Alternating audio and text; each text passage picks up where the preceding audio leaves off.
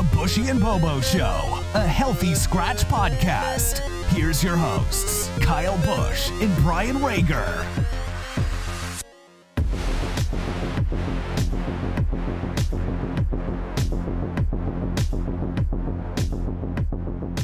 Welcome back, episode 26 of the Buschy and Bobo Show on healthyscratch.ca.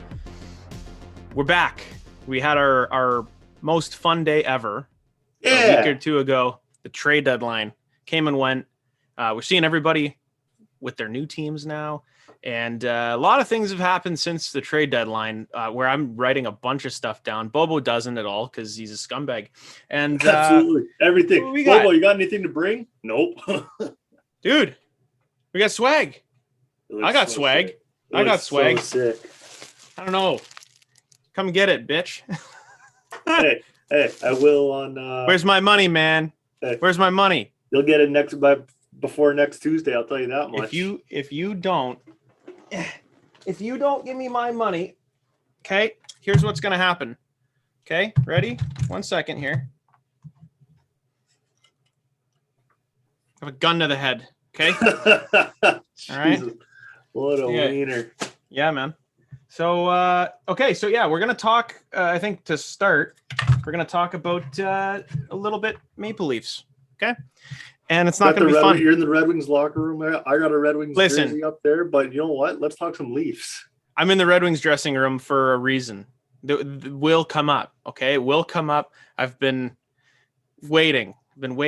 I almost did kind of a Red Wings thing, not on the podcast, just threw it on the YouTube channel, but I didn't have time. So it's going to happen today. But yeah, the Damian Brunner, we've talked about that one before. Yeah. That's the one guy where I saw on Twitter one time, something, a question like, who did you think was a guy? Like, who was the guy? The next big thing. No, not the next big thing, but who did you really think? Who did you hype up?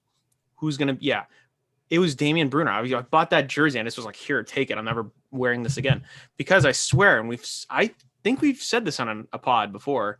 I thought he was going to continue on with Detroit. He was the lockout shortened 2013 season. And then he left for New Jersey and he never was the same. He went back to Switzerland, but he had an awesome season in Detroit and he left. It's what the hell? We could have used you, dude. Anyway. And then there's two things with Brunner too. Since we're talking about the jersey, whenever we go to a game, I don't have any Red Wings things. I usually just wear plain or whatever. But if I do wear a jersey, it's Damian Brunner. So I get looks at for wearing that. But then also that's a medium because that's one of your old jerseys. Yeah. And I'm tall. So yeah, you're tall. It's like a crop top on me and a little portly in the midsection. Yeah, a little. You don't see it on here. We look really nice. Little pudge on the kid. But. I just thought, so you do that for me. If I went to a Vancouver game, in Vancouver against someone random, would I wear a Vancouver jersey? San Jose. Yeah. would I wear a Vancouver jersey? I kind of would have to, right? You do it for me. Yeah, but I wouldn't. And then also, guy like Damian Brunner, I'd give you a stud Burritt. But I'm in the skate jersey. Oh yeah. You have that? Yeah. Nice, love it. I would wear it for sure. Like I told you, this is the only hockey jersey I have since moving in here. Wow. All my other jerseys are still at my parents' place. Okay. But who's the worst? I don't know. How many Canucks jerseys do you have? I don't have. I only have 3. Bure, Sedin? No, I don't have a Sedin jersey. No Sedins? I got a Ed Jovanovski jersey. Marcus Naslin. No, and then just a blank from the 40th anniversary. So you don't even have one of the blue ones. Nope. Wow, you have none of the ones from that was not even a China jersey. No, my next one I wanted to get was either going to be I actually almost bought one when I was in Vancouver, Bo Horvat jersey. Yeah.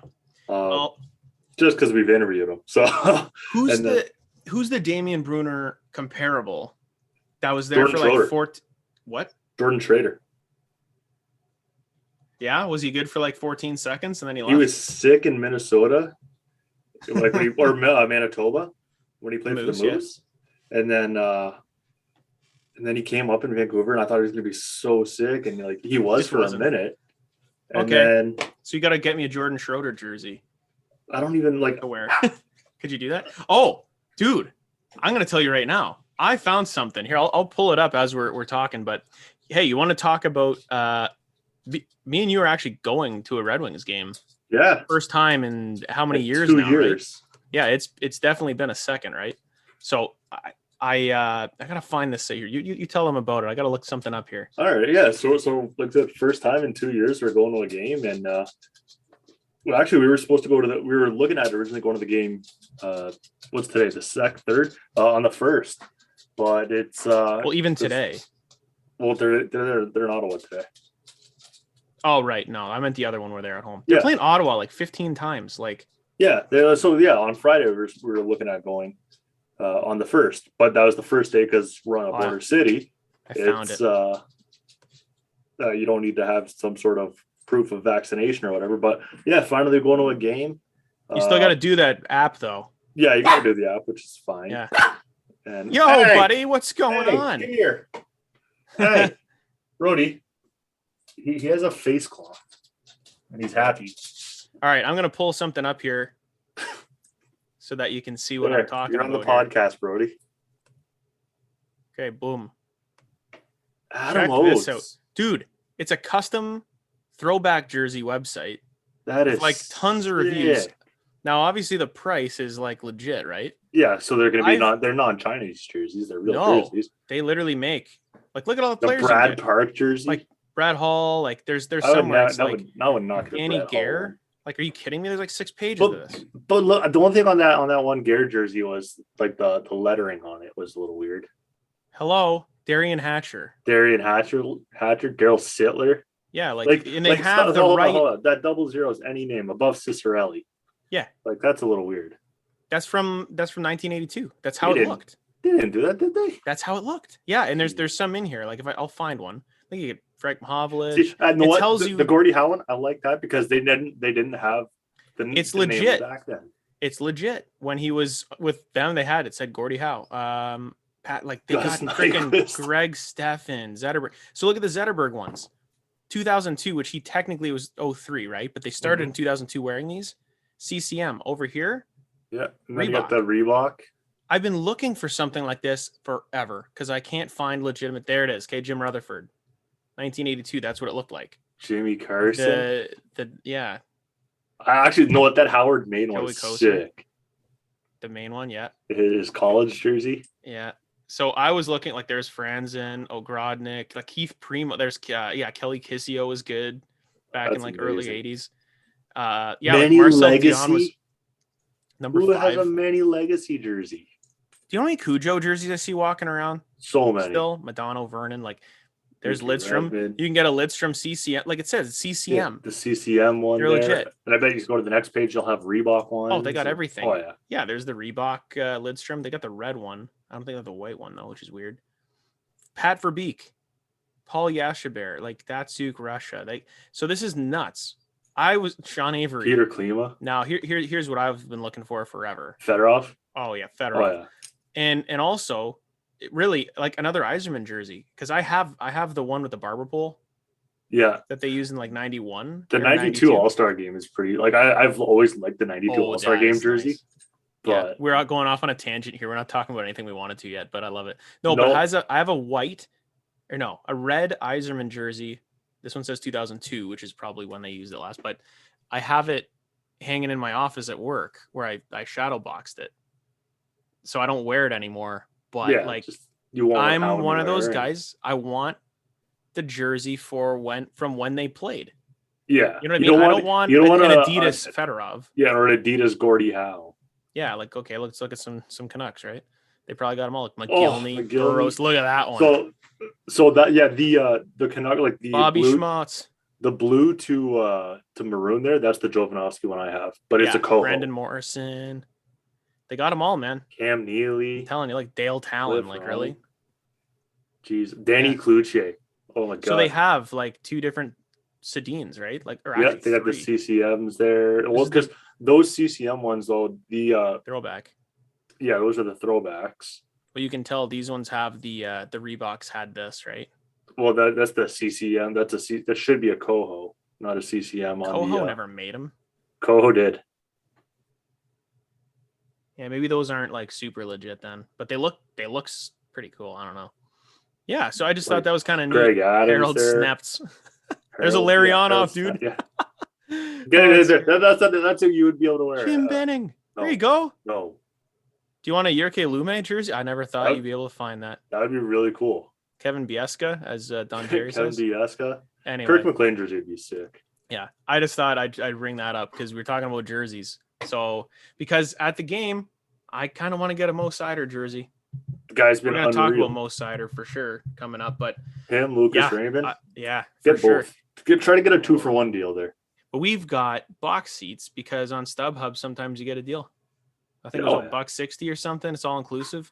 But like you go to the row next to you or the section next to you, you're probably paying $100 anyway, and then a beer is $40. So you're in the plus, right? You get yourself a little Caesar's pizza. Oh God, it's fun to eat. So I but you know who's not going to be there at the game? Al. Oh, hey, we'll write down. I didn't know. See, there's the one thing I brought to the table today. You did. You brought something to the table. Okay. Yeah. So I have a slightly. Don't yell at me, everyone. Okay. I have definitely a different experience with Hal Sobotka. Okay. This is just me. Okay.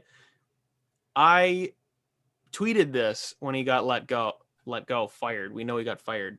Yeah. It went a different direction. There is an interesting story out there. It hasn't been confirmed. I could see it and I wouldn't be shocked and I'd laugh. But so it wasn't like a mutual thing. So he got terminated after 51 years. He was the building manager. He hasn't been at the games for about a month. He hasn't been doing the Zamboni. So yeah. And also another thing that just randomly I just thought of is Karen Newman hasn't like sang an anthem the whole year either. So I don't know what the hell's going on with that. Her and Al. I don't know. Oh no, dude, listen, Karen Newman is a saint. You say that one more time, I'm going to smack the shit out of you through this computer screen. Okay. You apologize to Karen right now. Miss Karen, I deeply apologize for my. You mean it. Okay. Miss Karen, I deeply apologize. Thank you. I'm sure she appreciates that. Now, Al Sobotka, the guy that used to go out and he'd wave the octopus around in like 2008, there was like controversy about, it's like getting everywhere. It's like hitting the goalies, all the like octopus slime, and it's affecting the ice or some shit. So he did it in the Zamboni doors. They couldn't stop him doing that. So I thought it was always cool. It would get the crowd going, right? It was like one of those playoff traditions. Someone throw the octopus, I'll get it, you'd spin it around, right? Yeah. I've heard stories about like when they would do the Zamboni rides and people like, yeah, he's just kind of a douche. Like he doesn't want to he doesn't talk to you. He's just kind of seems pompous. You hear good stories about how he always barbecued for the players and things like the players always loved him. Well, of course, they're NHLers. Like he's probably kissing ass, right? Wouldn't you? If it's, I mean, you're the guy. If I'm just a regular Joe going down there for a Zamboni ride or whatever, like I'm not going to give you okay, good job. Just sit on there and don't fuck up. But of course, like if Zetterberg's coming over, hey, can you grill me some sausages? Or most ciders come there and he wants a schnitzel or and he wants bratwurst cooked. Of course, Al's going to do it. He said it's absolute ass kissing. I don't know. I'm looking up because I saw I saw a rumor and I can't find it now. Of course I can't. So it happens when you do it live and then post it afterwards. Don't worry about editing it. I'll read the rumor. I'll read the rumor though. It'll be funny. But no, in my my tweet was that in my one experience with the man, okay, I came away that he was not a nice dude, and people only liked him for the octopus waving. Okay, and that's it, because most people have not met the dude. All they know him by is fucking waves that. Okay, great. But when this came out, I was like, okay, I don't give a shit, whatever. But like everyone was like, this guy's a legend. I'm like, why? All he did was wave the Zamboni and he twirls it off. Dude, so can you name one other Zamboni driver in the NHL other than David Ayers? I was gonna say David Ayers, the guy that beat the Leafs as an emergency backup. Anyway, no, I can't. But okay, here's the thing. So at one point, I did actually skate at LCA. We had a little like pickup kind of thing, and went and played there. Yeah, but we played there. What? We rented the ice. I didn't rent the ice. I got invited. Okay, You're just jealous you didn't get you didn't called up. There's some plugs like you out there. You would have fit right in. John was there. Oh God, how many sticks did he throw in the crowd? Oh, I don't know. He was pretty bad. We always say he was playing like a Make-A-Wish kid that day. It was insane. I was like, oh my God, dude, like move your feet.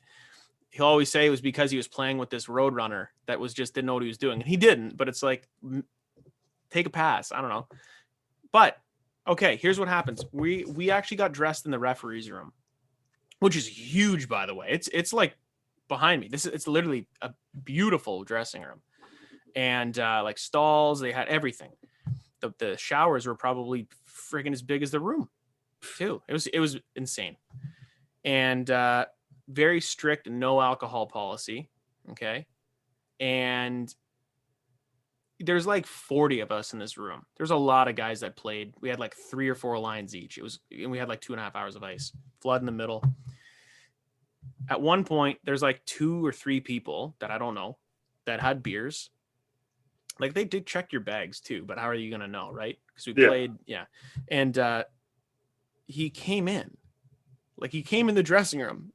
You guys are like buck naked, like walking around, going to the shower, like whatever, just getting undressed after the skate. And he comes in and sees the beer and immediately flips out. You're not supposed to have beer in here. And he's going to, we're never doing this again. And you guys are going to all of you are going to get banned from that. I'm like, why? I'm not even, who are these guys? I don't even know who these guys are. Right. Yeah. So he's being a dick to everyone. Everyone's just like looking at him like, why are you even in here? Like, if you don't want to see this, stop coming in here, right? Like, most of the time, even when I'm in a different room, unwritten, you're not supposed to have it in any rink that I play in. Exactly. We clean up after yourselves, right? Don't come in the room then. If you don't want to know, don't come in. And also, like, why are you in there? Privacy. Why are you in here, man? Like, so, and then walking out, I remember you and Lou were there, and he was in a sultry mood because he played like crap, and Sobotka was there and slightly walking out with us. And I was like, screw this guy. Like being a dick. Like, he's saying, oh, you guys, I don't know if you guys can come out, because we all had to sign a waiver. We all had to sign our names. They had all our information. So they easily could have blacklisted everybody that was at that skate because of 3 people. You know what I mean? Yeah. So I was like, well, screw him. What if I ever want to like rent the ice here? Right. He was belly aching, bitching to like the other Zamboni driver, but we're never doing this again. It's like, kick why rocks. Like, dude, yeah, exactly. So I thought the guy was a douchebag, and so here's the rumor. So he pissed off someone high up in management, had a big argument. Okay, so then I'm reading this, I didn't make this up. Then literally took a piss in the drain that the ice melts in, where the Zamboni drives on and off. One of the conversion workers, the crew that helps change from basketball to hockey or concerts, saw him and called HR. He was suspended. This was a month or 2 ago. There's a bathroom 30 feet from where he allegedly took a piss. So safe to assume there's something he did regularly and the wrong person saw him. Some coworkers liked him and some did not. My guess is there's a few strikes against him. This is a way to fire him. Dude, if that's real. If that's true, then no, what? The guy's an absolute it's so funny. Moron.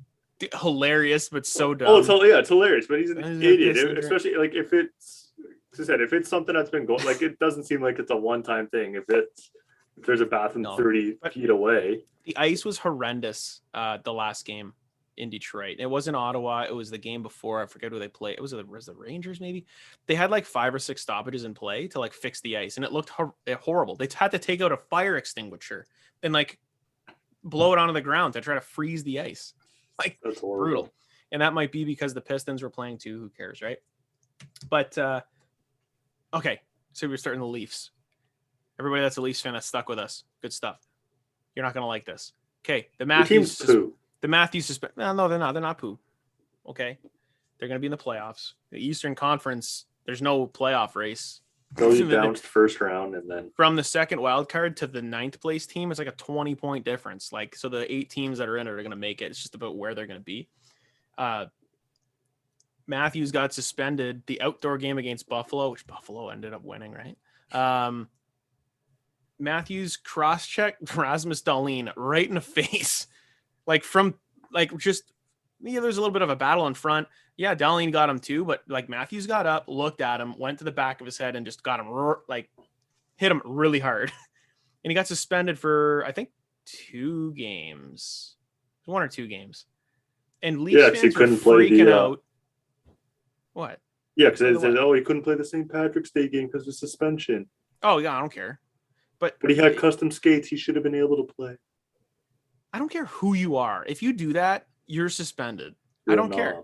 I don't care. And also, we're talking about Taylor Hall had one too on, and I forget who it was, but people are like comparing it to like the Todd Bertuzzi incident. I'm like, Okay, relax. the Taylor Hall one, Like, the Taylor Hall one, that was like, I'm glad there was no suspension. It's just a fine because he poked him. Here's what he did. He went, and it was a big cell and job. he fell down. That was it, Lou Buschy or whatever it was. Yeah, and it was just a big cell job. Just relax, right? No, you got fined. It's like, yeah, it's like $5, right? Who cares?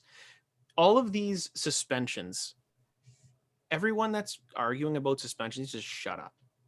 Because they're not going to change anything. Do I know they're wildly inconsistent? Does George Peros know what he's doing? I don't think so. No. I think he's a smart guy. Guy went to Princeton, but he was in the league as an enforcer. Who do you think he's going to lean towards? He's going to lean towards the heavy part of the game, right? Yeah. And Kevin Bieksa and Jennifer Botterill got into it last night on Hockey Night in Canada about it.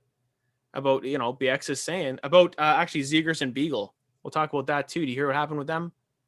Zegras did that frickin' Michigan thing again, and I'm going to call it the Michigan because that's what it's called. Yeah, and it's not called the Zegras. But then Jay Beagle beat the shit out of Troy Terry. There's a scrum in front of the net, and I mean, he punched his face in, right?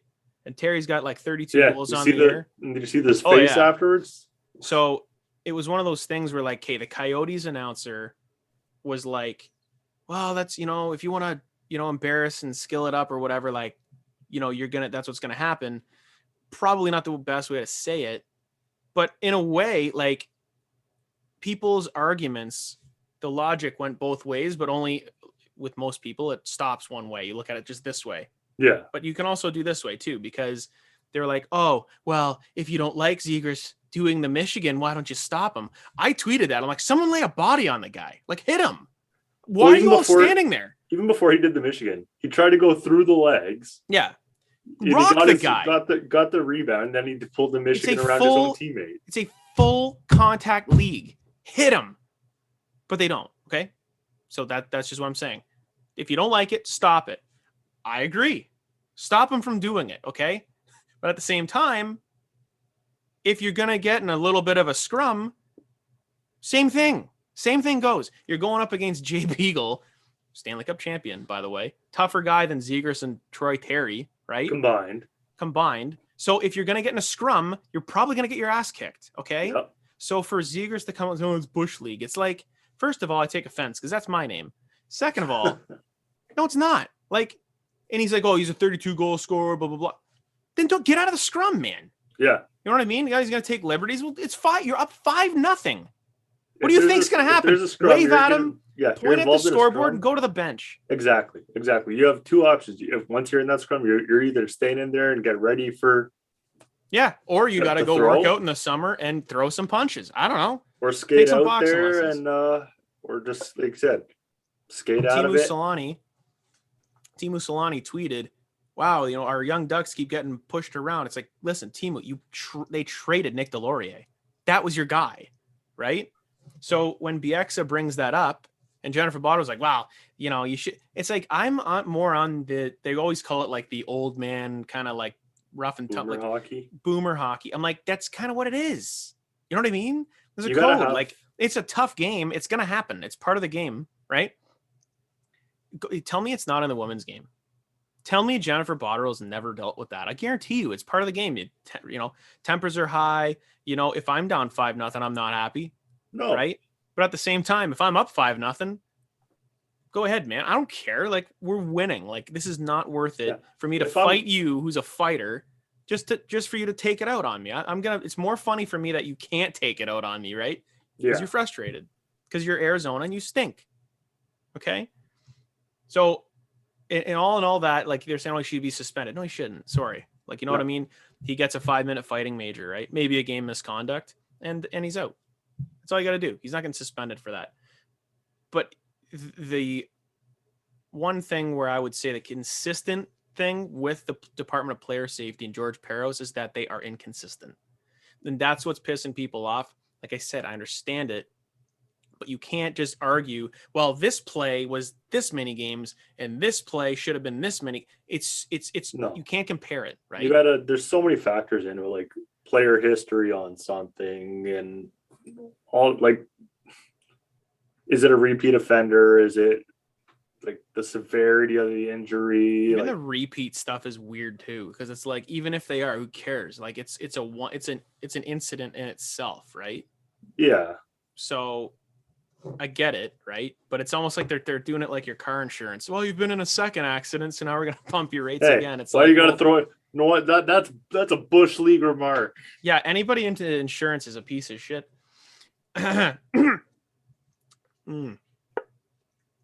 So Brian does insurance. No. Yeah. What do you think about we'll get back to Zegras. We've mentioned a few things. We're gonna get to the end, but what do you think of the ESPN TNT NHL coverage so far? I know you haven't watched a lot, Especially, and when I do watch, I don't really watch much of like the ESPN. Like, I just mainly watch whatever's on Canadian television. Yeah. But the things I have seen, I think it's like a breath of fresh air, especially for the American market. Having a guy like Biz on there.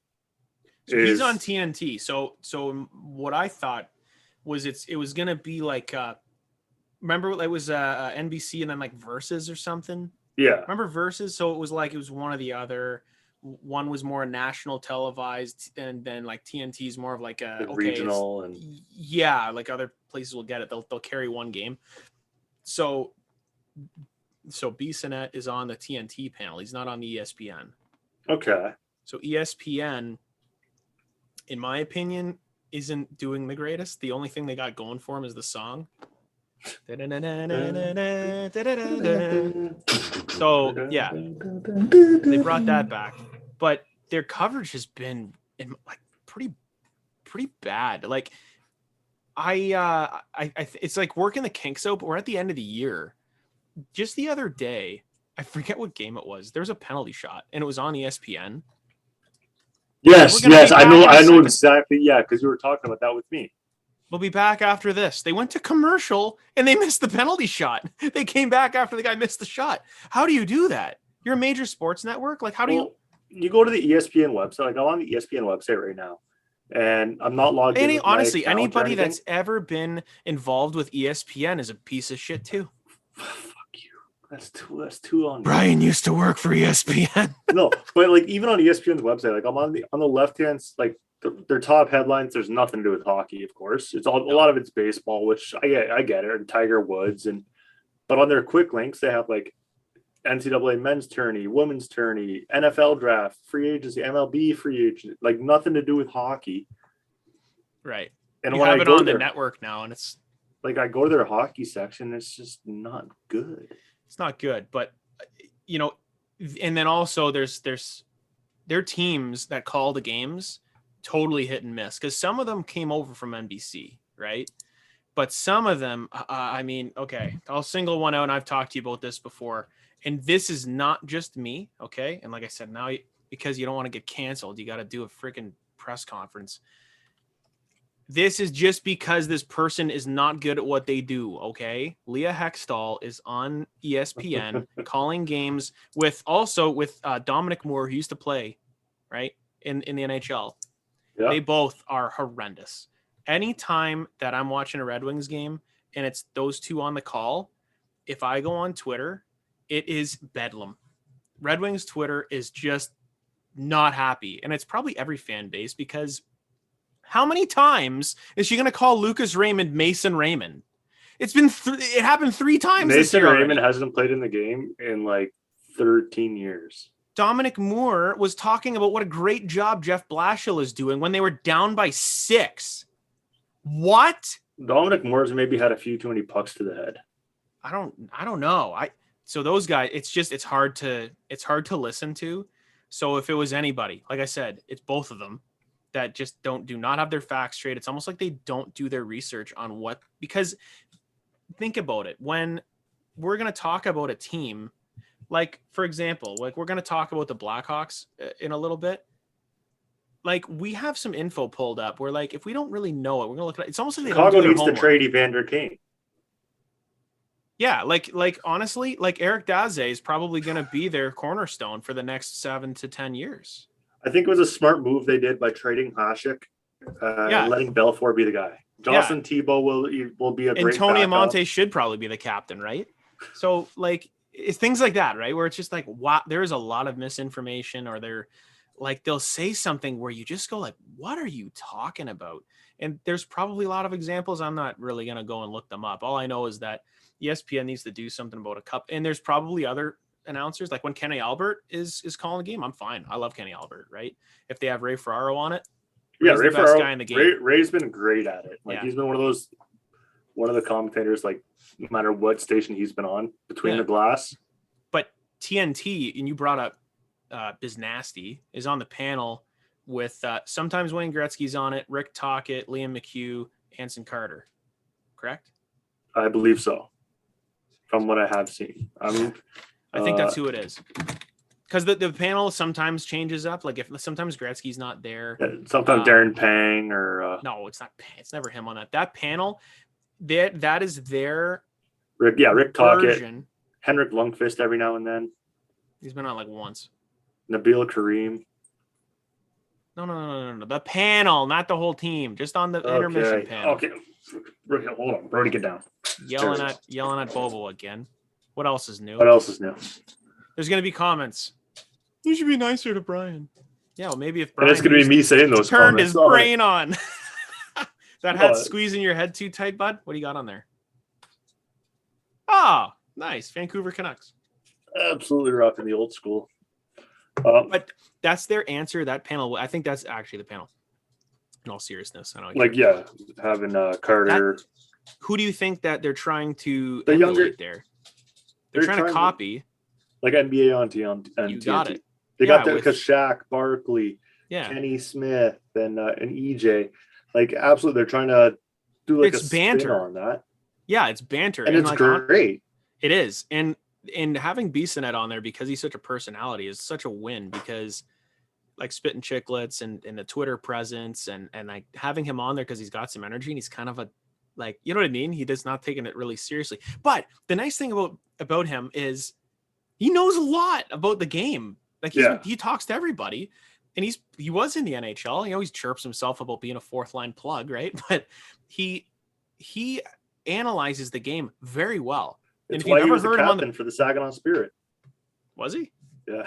He's a Wheeling nailer as well. Do you know that? I did. Actually, he was there. He got the key to the city to Wheeling. He tweeted, he's like, they're in trouble. So, but he analyzes the game really well, and he can turn that on. The more, I don't want to say professional. He can get he can do the analysis of the game in a way that, but he can also be extremely fun. Like, he can make it fun for people who may not dive into it like we do. Because let's see this. Wayne Gretzky and Rick Tocchet, it's like talking to a boulder, right? Anson Carter's got a pretty good personality too, because he can get a little feisty. And then Liam McHugh is the one that's just the host, right? And he was doing it with NBC. He's their EJ. And I think he's been doing a really good job at it. When he first was with NBC, I was like, I don't like this guy. He's kind of a dweeb. Now I kind of like him. So I think the panel is doing a really good job. The TNT crew is what I would like to watch. It's one where I actually do want to watch the intermission. You know what I mean? I've never had that in a long time. Maybe Coach's Corner was like the last time I would do that. Even Red Wings games. I don't care what Larry Murphy's just going to tell me that, well, here's a guy. This is a guy. That's all he says, right? Osgood, I can listen to Osgood all day. I love Ozzy. The best is when we're at. Do I really want to listen? Do I really want to listen to Ron McLean and his puns without Don? No. Listening to Ron McLean was like the tax of listening to Don Cherry. It was here's what you got to deal with, right? Would you rather listen to Ron McLean or when they had George Stroumboulopoulos there for the one? I mean, I know why they did George. They tried to make it like a little more for the younger audience. Yeah. But Ron he's such a natural to do it, right? But doesn't have anyone to bounce off of now. BX is the closest one to Cherry you're ever gonna get, and he's just Cherry light, Something that I think Don Cherry would be upset about is the Keith Yandle streak ending. For people that don't know, Keith Yandle had an Ironman streak of like 986 games in a row where he didn't miss due to injury or illness or anything. And this He came up nutted and last he came year. out there. We might have talked about it last year when he was with Florida, when Quenneville almost was going to scratch him, the season opener, and it didn't happen. He played every game anyway. Yeah, so we talked about that, and we somehow got on then to the Modano thing about like his 1500th and all of that. But yeah. So he, what do you think about all that? Because like he was like 13 or 12 games away or 11 games away from getting 1,000 games in a row.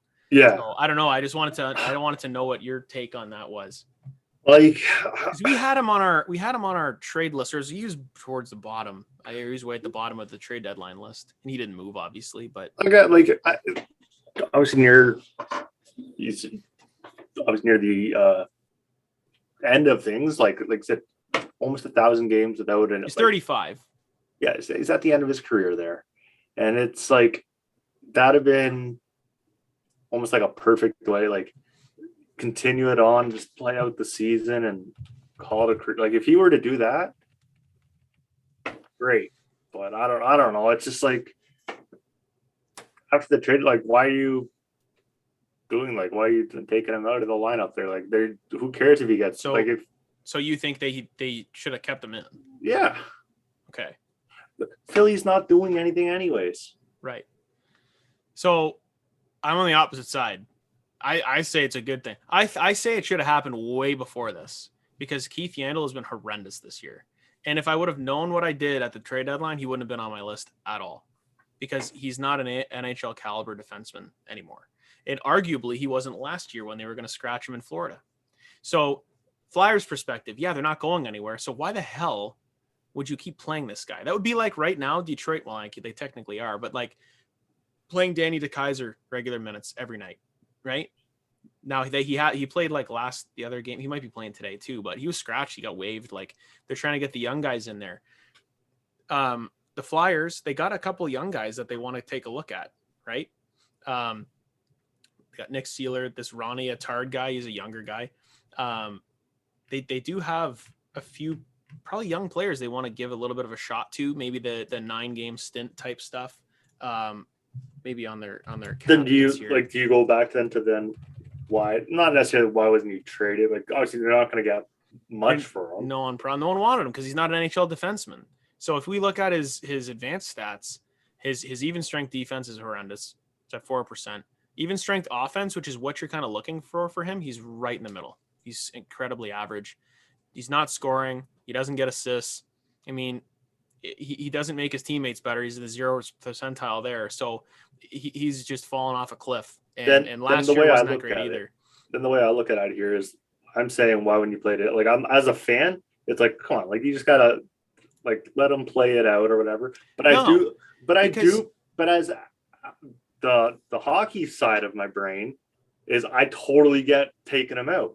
If he's being if I'm more useful than him sitting at home than him being out there on the ice, absolutely take him out, and you want to have your young guys. Well, yeah, and pay me like a third of the amount of the salary. But the fan part of me is like, all right, someone's near a milestone like that, get him in there. Yeah. So that's my initial thing is always going to go to the fan side first. I think fans sometimes don't look at it the way that we're looking at it, because the organization doesn't give a shit. You know what I mean? Like even Florida kind of caving to fan pressure last year was like, shut up. You know, like we're going to play the way. This isn't a charity case. This guy's getting paid a lot of money, not this year, but getting paid a lot. He's not producing at all. I mean, well, looking at his stats, even the last few years, like this year, he's got 1 goal in 67 games. He's here for offense, right? 14 assists. He's minus 39. He's almost leading the green jacket. I think Commodore does that. The players cup or something, and always put the scoreboard who's leading the worst plus minus. Yandle's got to be up there. Yeah. With the Panthers last year, he had 56 games. He had 27 points, still a -8. And then the few years before that, he had very serviceable 45 points, 62, 56. He was always above 40 points. That's what you needed. He's fallen off a cliff the last 2 years, and especially this year. And I know he's not with a great team, but he's not the one. He's the problem. He's not the one that's, the one that's getting dragged down, right? Yeah, and he is leading the. There's other players players this doing year. better in spite of him. He's the Danny DeKeyser of the Flyers right now. That's the argument I can make. He shouldn't be there because there's other players, younger replacement players that you can put in there that'll be just as effective, if not more. As a young player, you get a look at them, 9 games, whatever it is, their entry level. I don't know who the Flyers have that low, but like you can definitely get something better than Keith Yandle. And the problem here is, and here's what I'm gonna bold prediction: he's not getting an NHL contract next year. He'll get a tryout. Like a PTO. He'll get his PTO, and he might have to start down in wherever in the AHL, but right. But then someone will sign him. Someone's going to sign him. But are they going to sign him and then be forced to you know, let's say if Philly, he played the rest of the games, right? Like you have a gun to your head. You're the organization. People are like, oh, this is a shitty organizational move to do that to someone. He's not earning it. If he was earning it, then fine. If there was a reason, like last year in Florida, you could argue a little more like, hey, he's been playing well. And then he started pretty hot with the Panthers last year. I think he scored in that game too, because he got all jacked up. He buried one, right? And I mean, he's been on Spit and Chicklets a lot too. I think he's a great dude, but like, he's not what he was. And it's just like, sorry. I mean, like Phil's probably going to take that now. He is leading the minus there on the year. He is the minus 39. And then in the top 10, there's 3.5 Detroit Red Wings. Oh, yeah. I mean, it probably was Letty at one point. Letty's second there with the minus 34. Well, he's St. Louis now. He's St. Louis's problem. Zadina, you have him at minus 29 at 6th. Hronik's at 8th at minus 27. He's been brutal. And then Rasmussen's at minus 26 at 10. Maybe minus 25 now. He scored today. Actually, here, let's give you a little score update. We got a little matinee game. Let's see what the Wings are doing here. 2-1 Senators. Oh, my God. I told you. Team. Anyway, so, yeah, looking at the Flyers here with their the defensemen here, Kevin Connaughton, Ronnie Attard, Nick Seeler, because they have Sammy Moore and Ryan Ellis are on LTIR. Oh, yeah, LTIR is there. So like even if they were back, there's no if Ryan Ellis played all year, like would Yandle's getting scratched. Like would Yandle even be in the lineup? Even the minors, you do got a couple of young guys. I don't really know any of these guys at all, but if you want to take a look at a few of them, you know, this is the time. So I don't really see a problem with the Flyers scratching. My initial reaction is it's going to be the fan part of my brain saying, the fan part of my brain didn't care. I was like, he's not good enough. Sorry. When I take a second there to think about it and see where the hockey side of it. If someone wasn't good at their job, why would you keep them there? And that happens all the time, guaranteed, right? It's true. If someone above you is getting way more hours than you and they're not they suck, right? Why am I not getting an opportunity? This guy blows. Just because he's got seniority over me doesn't mean shit, right? Exactly. He's worked 7 years in a row without a sick day. I don't care. Like, he sucks. There's a guy that I was watching yesterday, Colorado, and it's for a game with your corncob pipe. What the hell is that? Whale tusk. That I was talking with my dad about, and I said, man, this guy's been incredible this year. And, looking up the guy's stats, I was like, who? Devon Taves, man, on the Colorado Avalanche is on Colorado in general. Colorado in general, but I mean, Devon Taves, stats wise, okay, he has, where is he? No, I don't want the trade. I already got the trade up. He's got almost a point per game as a defenseman, which is bananas. Jesus. Okay, I know there's other defensemen that have this, but this is Devon Taves. No one really knows this guy. He is not related to Jonathan points in Taves. 58 games. He's got 13 goals. Plus 46. Plus 46. Yeah, like, are you kidding me? And we look hasn't taken many penalty minutes either. Yeah, he's 86 percentile in penalty minutes. His advanced stats, WAR number is 97%. His even strength defense, he's the best in the league. Even strength offense, he's definitely above average. His PK, he's incredible. He's not good on the power play. Interesting. Now they use Makar, obviously, and finishes a lot of his chances, scores a lot, right? So it's one of those things where he might be scoring a little more than, but technically his offense has actually like gone down a little bit this year, which is kind of funny because he had 31 points in 53 games last year too. But saying that he could technically be even a little bit better than that, which is insane because watching him play he's a dynamite player. I mean, he's making his teammates better. I mean, he's a hard worker too. So it's like exactly who you want. 28 years old in the prime.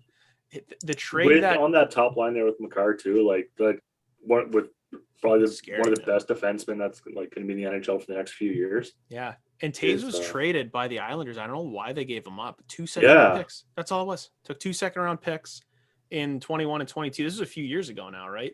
Yeah, he came over in the 2019-20. Man, what a trade by Sakic. I mean, talk about what a steal. 2 second-rounders. If you tried to trade for Devon Taves now, you're giving up like 3 or 4 first-round picks to get this guy.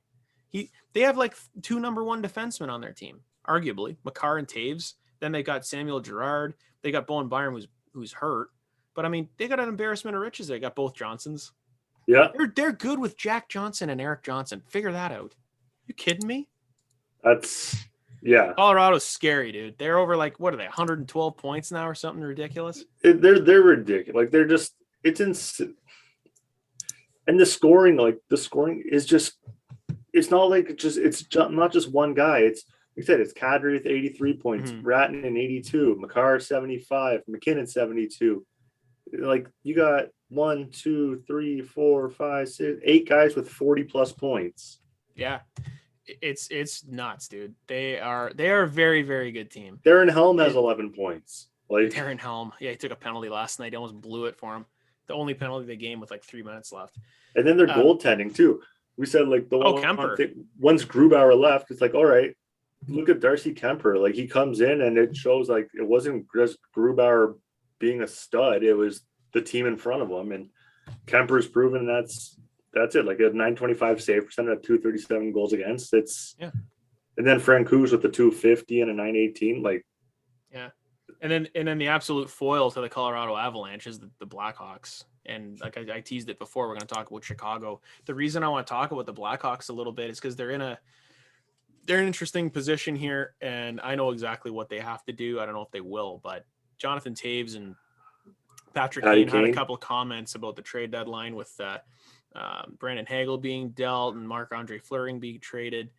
I think the thing with Taves, Kane basically said they were asking him about his future, and they're both free agents after next season, they're both free agents. They're both making $10.5 million.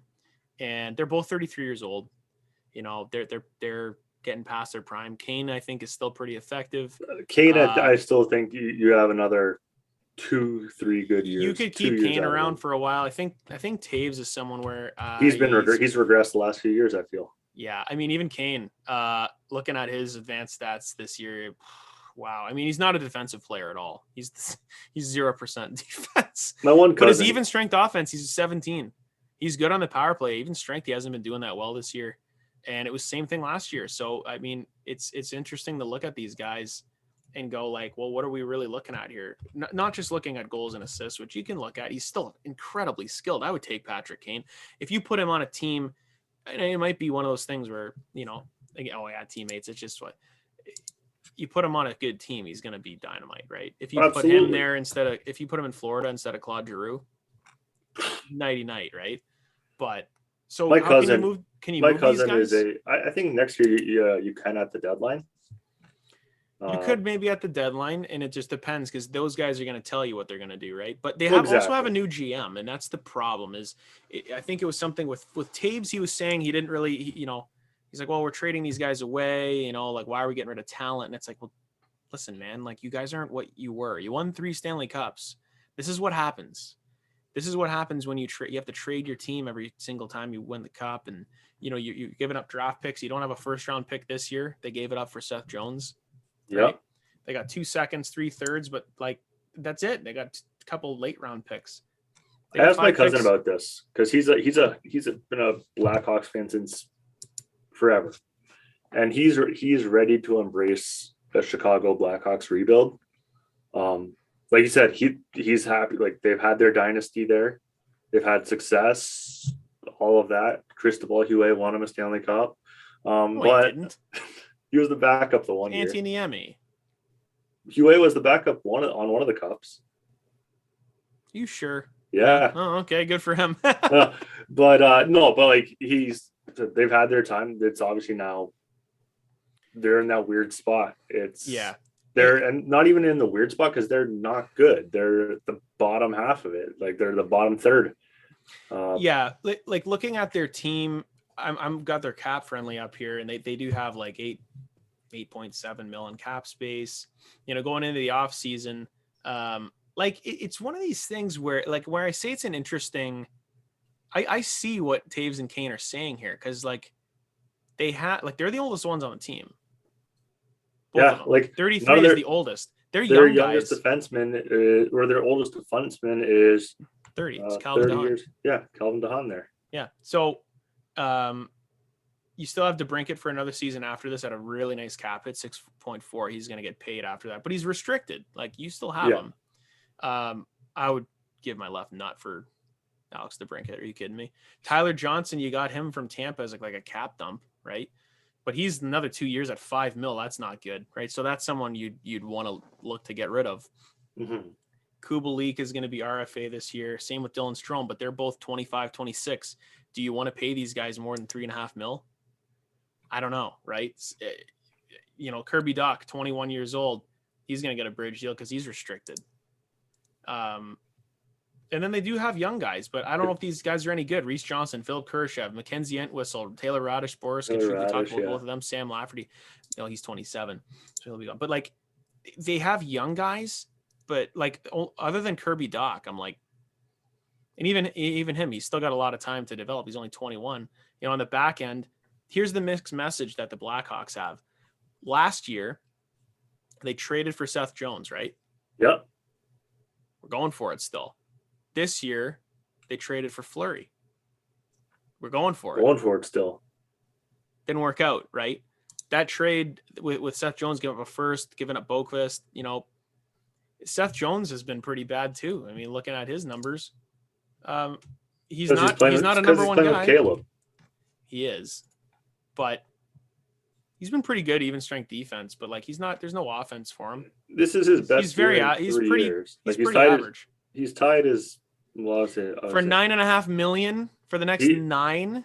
Yeah, for 9.5 at 9, he hasn't been playing well. And he's 26 years old. I mean, that's I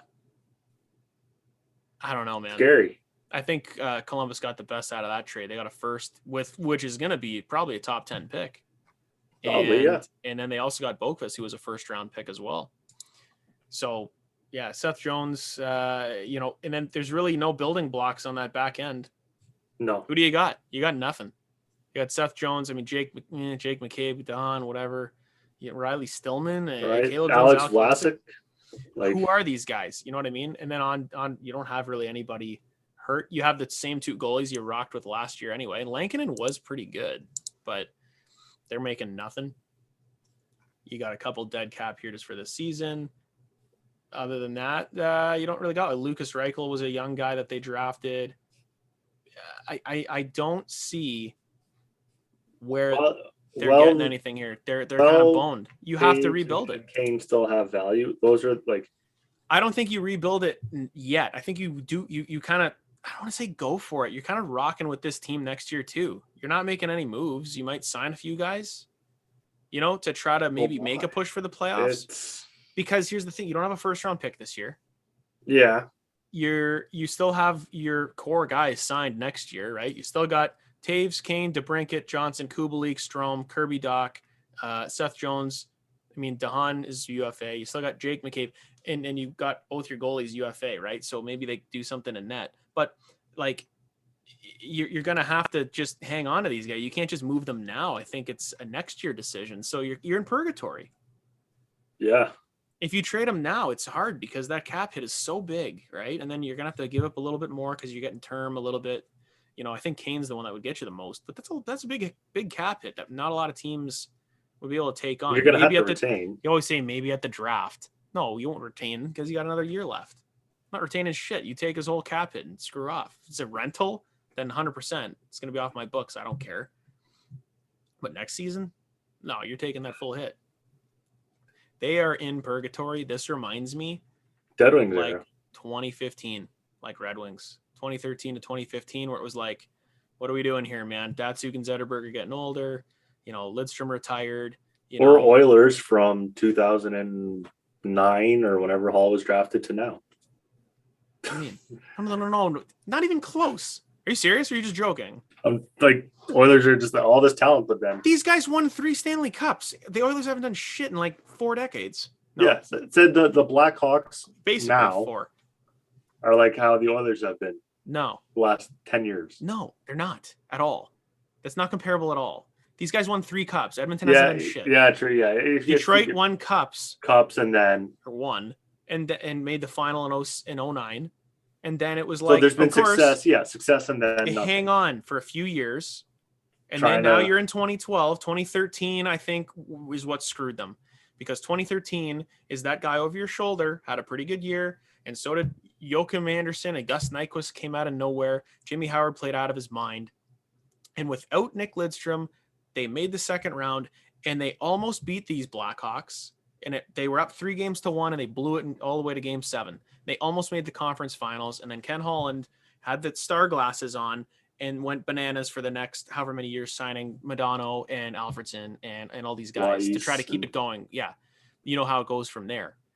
I think that's what screwed them. With these guys, it's like if they bottomed out, it would be such an easy decision, right? And they technically haven't yet. They're right where the Red Wings are. They're a little bit above them. Okay, yeah. No, I am seeing that. Yeah, I'm seeing your comparison there. Whereas you had the success and now they've you paid the guys. price. You've paid the price to win the cups, and now you're paying the tax. You're getting hit hard. Where it's like, well, now what? Right? You've had your Don Cherry, now you're getting your Ron McLean. Yeah, is Kirby Dach your Gus Nyquist, or is he your Dylan Larkin?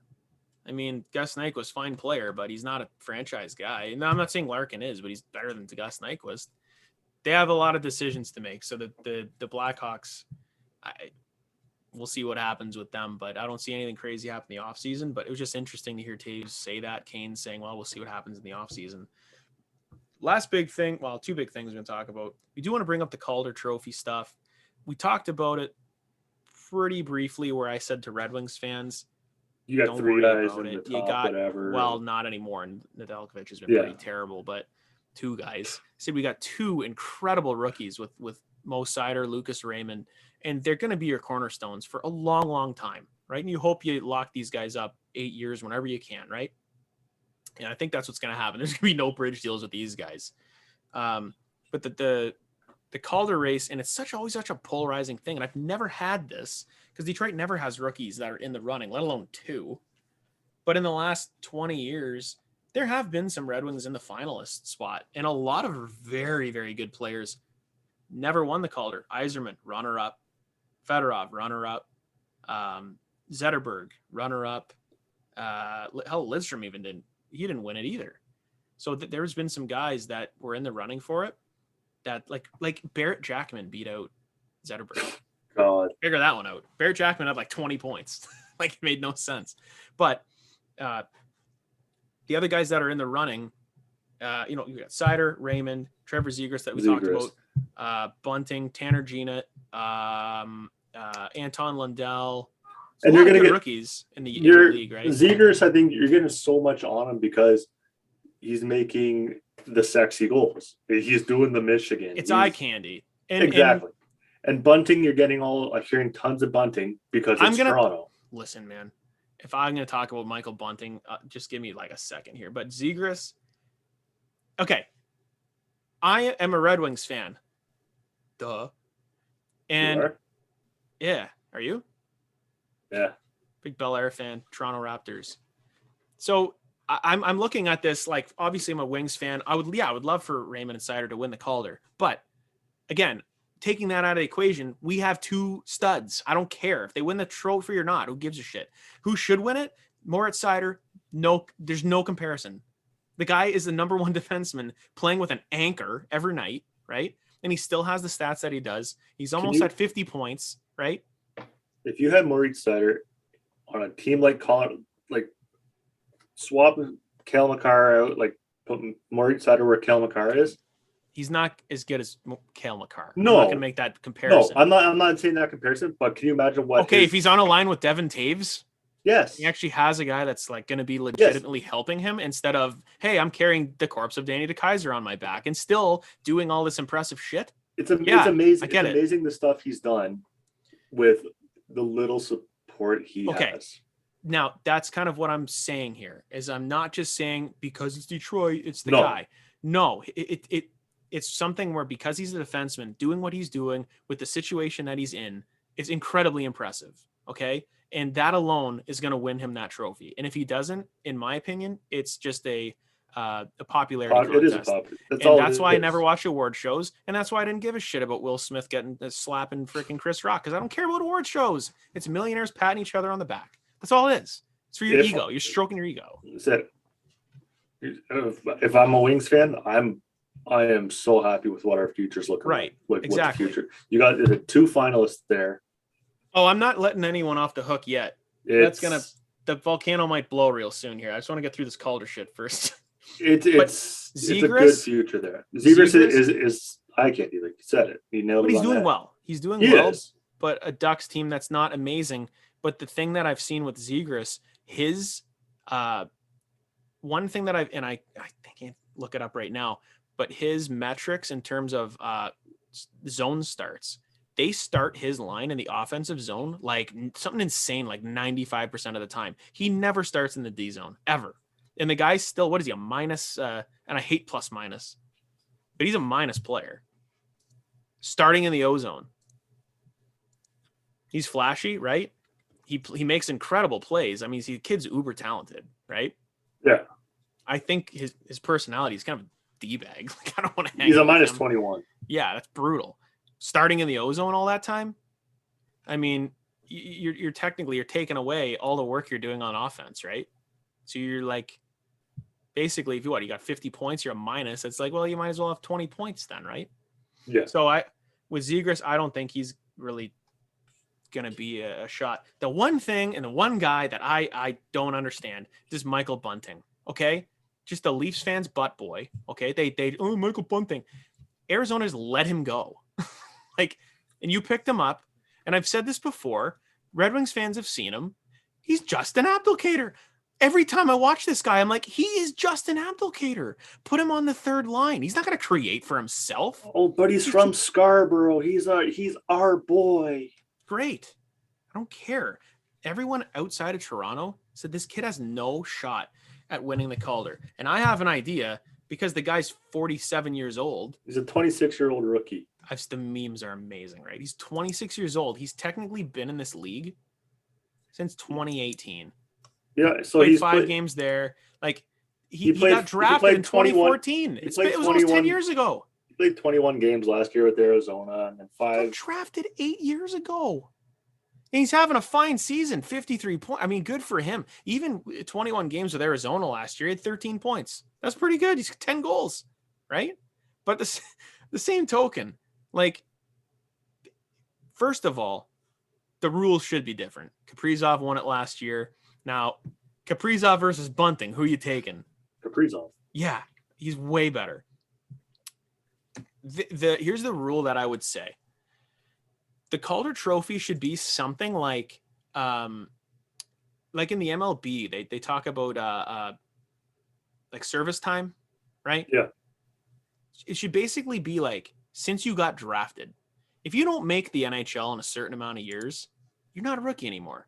You've been in the minors, right? Even if you're in the minors, you're playing professional hockey, you shouldn't be considered a rookie. That should be part of it, right? He's played before this. Listen to this. 2015-16, 63 games in the AHL.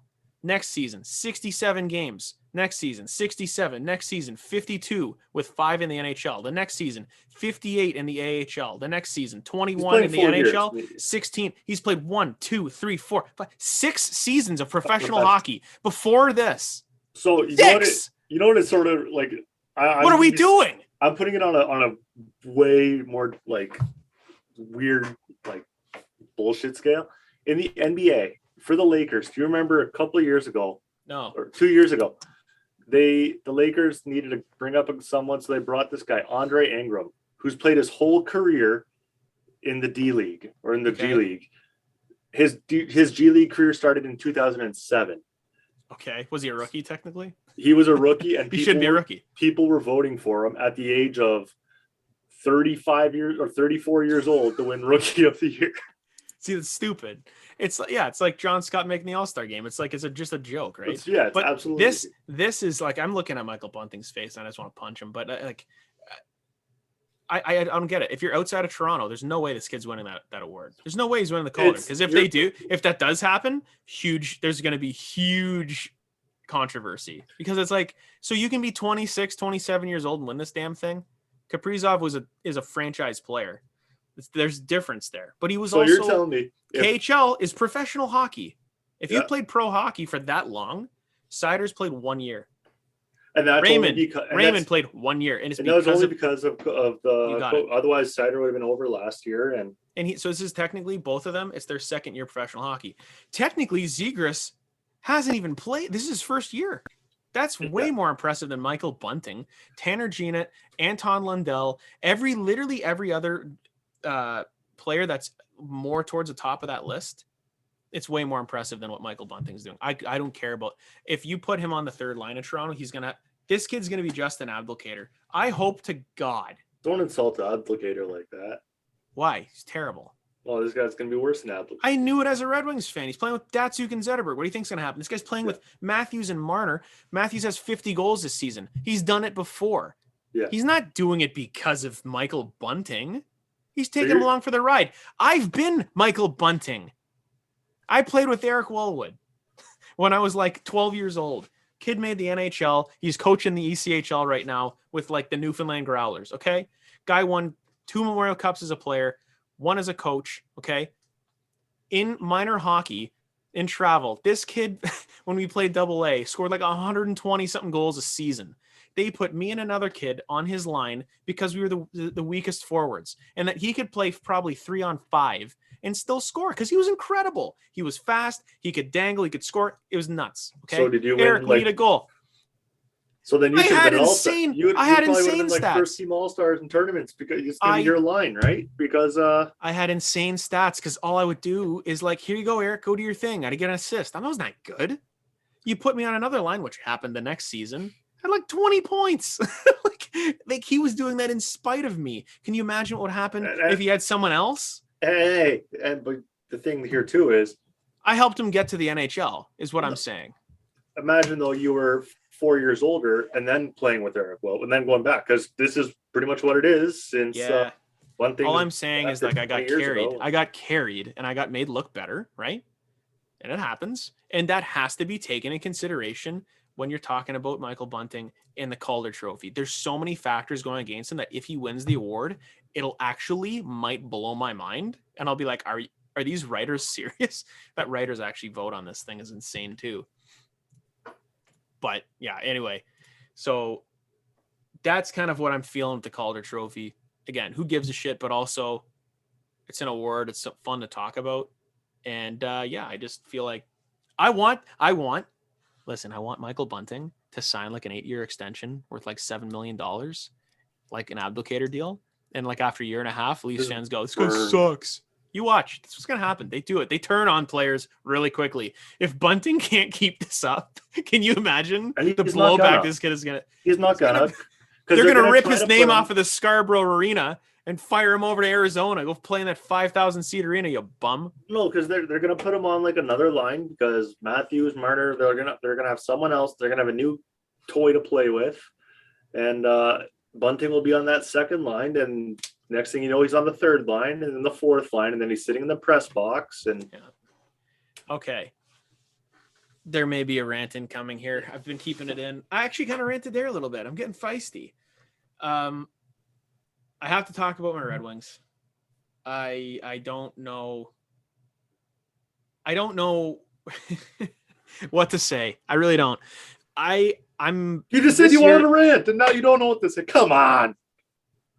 Listen, there's so many things. I'm saying there's so many things to say that I don't know where to start. It's embarrassing to be a Red Wings fan right now. If you are a diehard Red Wings fan, I don't know how you're dealing with this, because I'll say this. I'm pretty fair weather now. Like, this isn't 2008 anymore. This isn't 2002. This isn't where, I was young and like living and dying with the team. You remember those days, right? You'd like wake up in the morning, look at the paper, and your blood cells were white and red all the way. I wanted to be in this dressing room. You know what I mean? Like, I wanted to be like Steve Yzerman. I wanted to be Nick Lidstrom. I wanted to be Pavel Datsyuk, Henrik Zetterberg, right? I don't want to be any of these guys, right? I don't care. Like, it's an embarrassment that someone could be sitting in this room and Gordie Howe's jersey and all these pictures around and all the history that franchise has, right? Like Damian Brunner.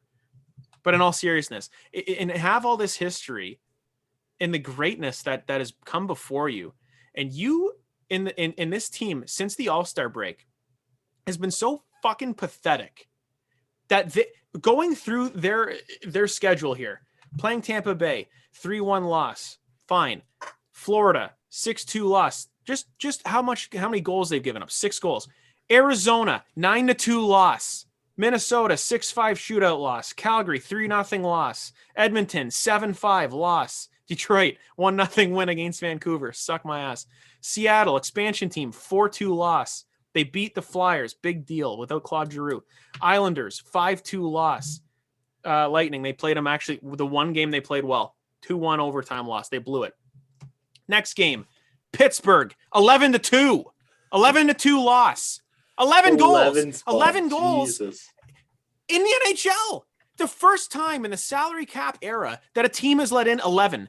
Since this season alone, the Red Wings have given up 0, 1, 2, 3, 4, 5, 6, 7, 8, 9, 10, and 11 goals in games.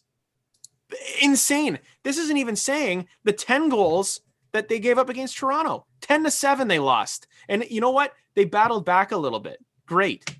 And then they gave up 10. And then after Pittsburgh, another 5-4 Keep loss, going. another 5-2 Rangers, loss. 5-4 loss, overtime. They just lost to Ottawa, but 5-2. And they're down 3-1. Today, I don't know what the hell they're doing. They're probably still losing, right? Down 3-1. They're down 3-1. Oh, you don't have end of the second. So they're going to lose this game too. I can't stand Jeff Blashill and his bald head. And everyone is calling for this guy's head, and rightly so. And I've had arguments in this new Twitter thing, the Red Wings community, about this guy should have been shot out of a cannon. Pick a game. This 11-2 thing, I don't know. And again, when I calm down, I watch that game. I watch that game with my daughter on my lap. Every time I'm watching a game with her, they lose by like 15 goals. And that's the most embarrassing thing. Penguins fans chanting, "We want 12." If 18-year-old Kyle would have saw that score, I hate the Penguins when I was that age, 11-2, I wouldn't have went to school. I would have been embarrassed because everyone would be like, "Oh, like, look at this," right? It's insane. So I just sent you something there. And I was saying 3-1 right now the whole time when you had your headphones off for the Ottawa game. I just sent you the Red Wings schedule like through ESPN. Yeah. And it's funny because they have, look who the top performer for the Red Wings was in each of those games. Like they have where am I looking the top here? performer. November, October at the bottom here. Go to the and then I mean, there's like 15 different guys. What are you talking about? But like, it's just, how do you have a top performer in an 11-2 loss? Oh, who was it? Verana? Yeah, he scored. But no, I know. Have you noticed that Larkin hasn't been it since January? That's interesting. I don't really know what that means. End of January. Interesting. But it's just I am so freaking embarrassed, as a Red Wings fan, that we have to be subjected to this shit. And I don't care about this whole, keep them around the end of the year. There's only 11 games left. I think that's the stupidest thing they can do. And it's the first time that I think I've really been like, wait, what the hell is Stevie doing? Because I get the other side of this. I get that there's only a few games left and that you're probably going to can him in the offseason. If he comes back next year, oh boy, I don't know. Adam Ernie was on the top line today. Figure that one out. How the hell can you keep this coach around? You've got this plug playing on the top line. This makes no sense. I don't understand some of these line combinations. I don't understand that. I know Philip Zadina is a minus whatever, but This guy's growth has been absolutely destroyed by this coach. He's playing him on the fourth line. He's getting 8 minutes a night. What do you want him to do? He's not a defensive guy. He needs top line minutes and he needs to score. When he was on the top line with Larkin and Bertuzzi and Raymond, any of those guys, he was getting points. He needs to be in those situations, okay? Jacob Vrana playing third line. The guy's got like a freaking point per game since he's come back from shoulder surgery. What are we doing? It makes no sense to me. I know it's a jumble of shit in the back end. You got one good player. What I think, what if you didn't have Raymond and Sider this year? You know how bad they'd be? They'd be even worse than this. So the tickets we would have bought, instead of being whatever it would have been like 30, a lot cheaper, $30. Right? I think they got to get rid of this guy now. And I've quoted this. Montreal Canadiens, Dominic Ducharme, they chopped his head off like 4 weeks ago. They brought in Marty St. Louis with zero coaching experience. And they immediately have a winning record. Cole Caulfield is at a point per game. We didn't talk about him in the Rookie of the Year, did we? You know why? Because his coach killed his season. He'd probably be in the top 3 if he had the season he's been having so far. And what happened? They changed their coach. Okay? Had enough. They bring in Marty St. Louis. He's been a player's coach. He's been simple. He's let them play their game, take their chances. He said, I want them to make plays. They also bring in Lecave too, right? In the office there. But they're bringing in a player that has been there before. He understands playing in a part of this rigid system isn't going to help anybody. You need to let the players do what they're going to do.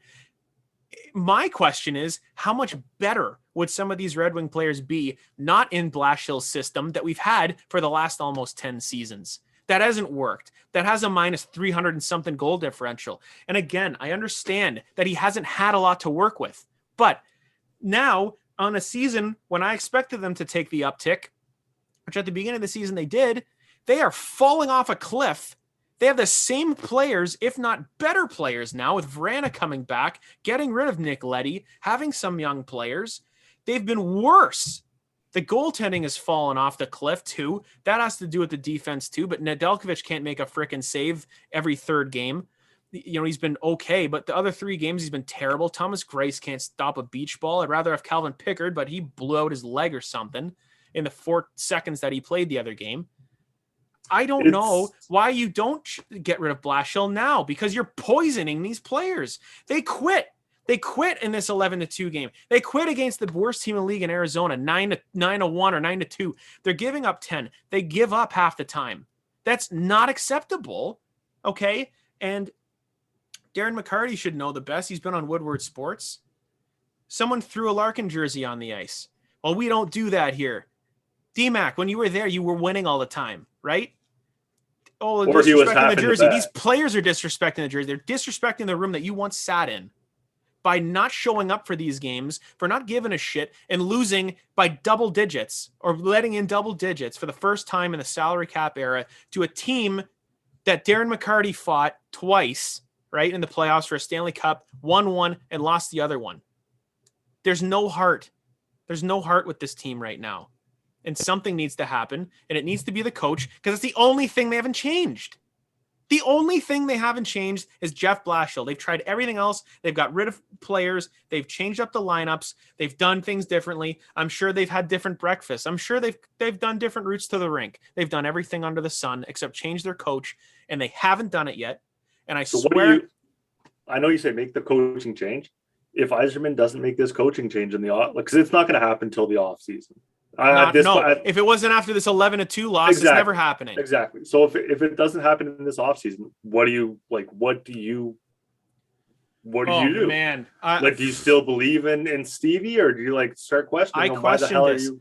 I questioned on Twitter. I said, if this doesn't happen, is this the first time you question Steve? Yes. It is. It is, because now you're on a timer. That's your guy?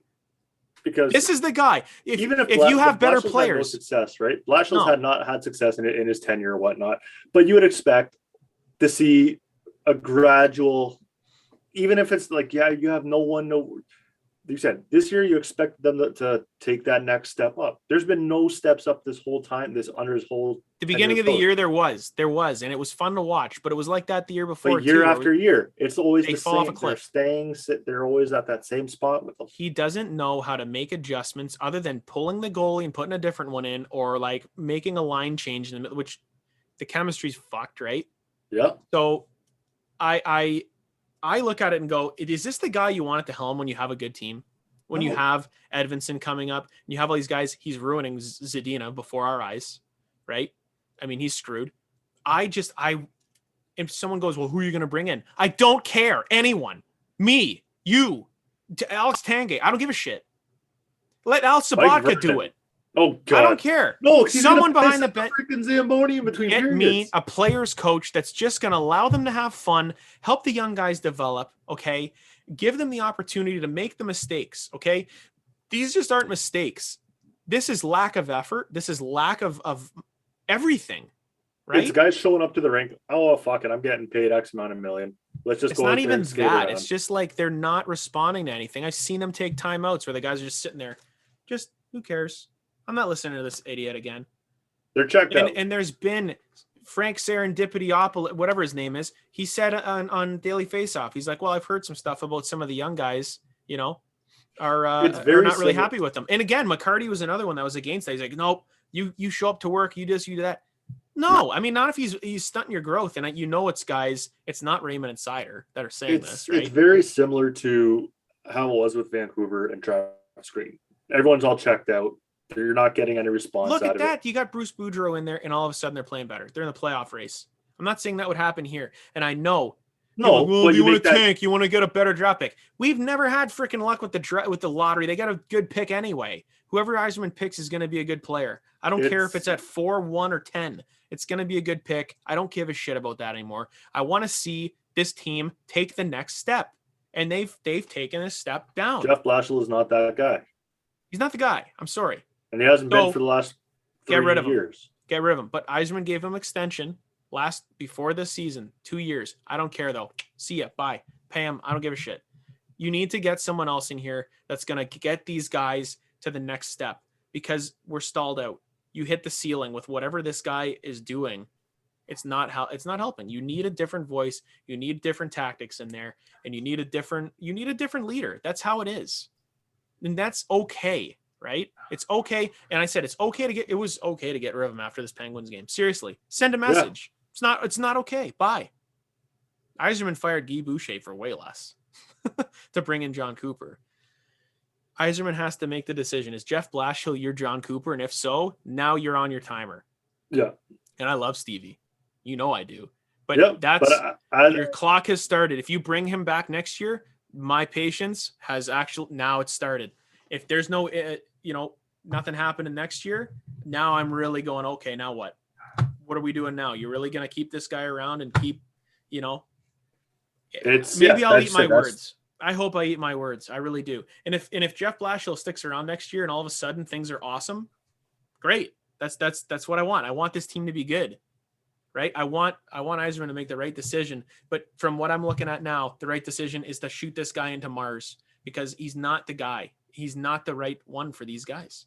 Send him to KHL with Ted Nolan. Maybe Yzerman knows that, and he's just going to wait, right? He can't be happy.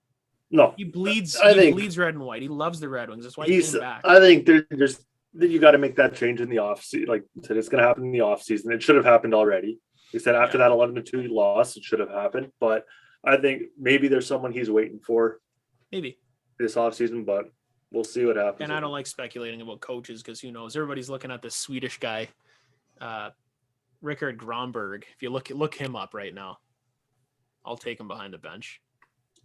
Does he look like a stud or just... Yeah. Scary looking dude. I forget who he coaches actually. Rickard Gronberg. There we go. For ZSC Lions. Who? The team that Matthews played pro for. Okay. Zurich. Oh, he's in the Swiss league. He's Swedish though. Yeah, he's Swedish. Jesus. Yeah. This guy's there's one where he's I wonder if I can pull this up. there's a thing where he's like yelling at a coach. He's like, Guy just looks like a Viking. I know. And Okay. Detroit's like they have all their Swedes, so this guy'd be sick there. Oh, here he is yelling. Let's see if I can pull this up. Let's watch Red Wings 2022-23 coach go bananas on someone here. There we go. Here it is. I don't know if you can hear this, but oh, you can't hear it, can you? No. Look at him. He's well, don't read lips. Yeah, it's all in Swedish anyways. It's fucking embarrassing. It's not in Swedish. He say it's English. IKEA meatballs. This guy's just like, what? This bald guy? He's like, I don't know. And that's Jeff. Look at him just Jeff wearing Blashill. that's Jeff Blashill. Ricard Gronberg's telling him, get the fuck out of here. Get off my bench. Where he goes? Is he gonna still yell? Is he still? Yeah, he's coming up. That's Sven Andrighetti there. Look at him. He's not even wearing. He's wearing a blazer and a tie. He's like, I'll kill you. Look, come here. You in your tracksuit, your puffy Michelin axe suit. Yeah, he's like a Lord of the Rings character. Look at this guy. He's a beast. Dude, can you imagine playing for that guy? Oh, yeah. I'd be scared shitless. I'd be like, okay, I'm going to play good for you. He's like the coach from Iceland. Yeah. You got to go and whack Gordon Bombay in the knee. And then, just leave. Go shake their hands. We should shake their hands. What was his name? Gunnar Stahl.